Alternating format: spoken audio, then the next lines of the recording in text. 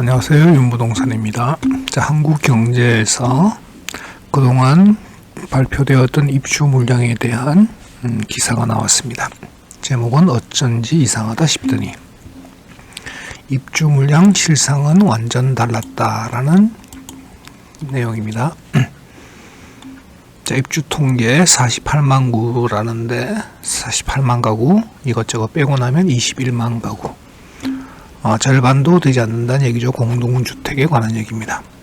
자, 국토교통부는 금요일 2021년 공급실적 및 12월 주택통계 보도자료를 내고 올해 전국 입주 물량을 48만 8천 가구로 제시를 했습니다. 지난해 43만 천 가구보다 13.1%가 늘어난 것으로 주택 공급 대책 등으로 각종 지표가 개선되고 있다고 강조를 했는데요. 자, 같은 날 한국부동산원도 부동산 114와 함께 조사한 입주 물량을 공개를 했습니다.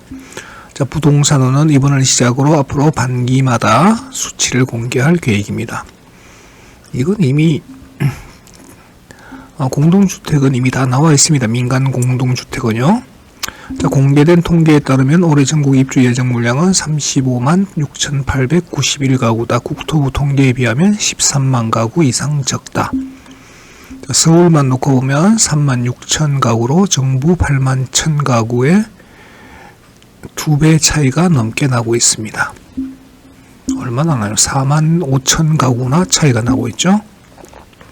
자, 지난해에 비해선 23% 입주 물량이 줄어들게 됩니다.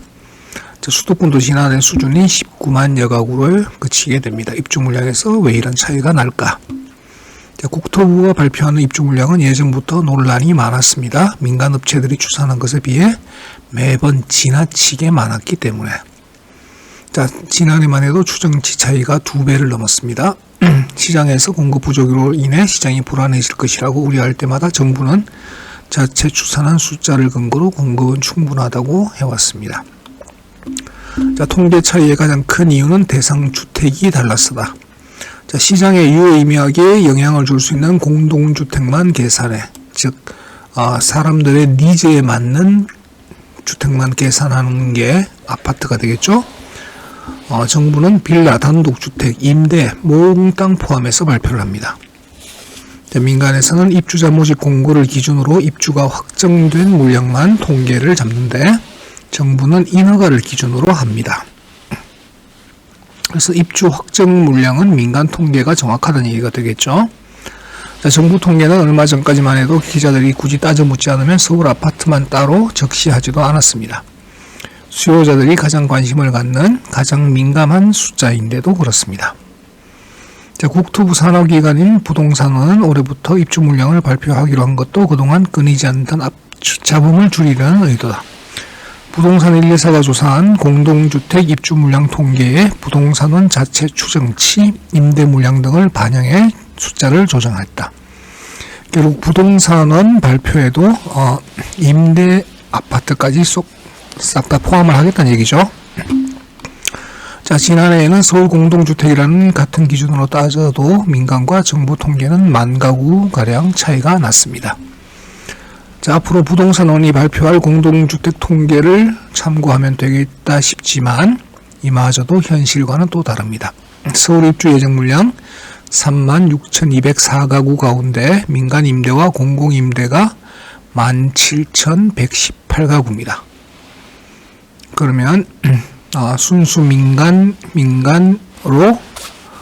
공급하는 물량은 절반밖에 안 되죠. 입주 예정 물량은.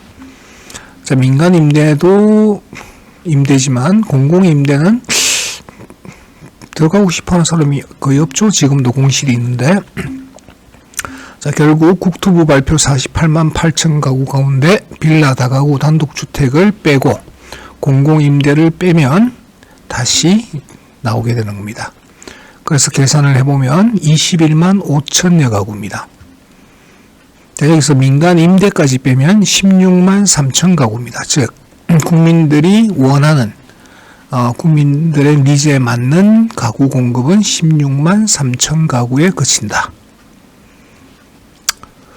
통계가 엄청나게 차이가 나죠. 그래서 단순하게 입주 물량이라고 하는 정부 발표를 믿을 수가 없는 이유가 이렇게 나와 있습니다. 그래서 입주 물량, 민간 아파트의 입주 물량은 부동산 114나 아실에서 확인하시는 게 정부 발표를 믿는 것보다는 좀 더 정확할 겁니다.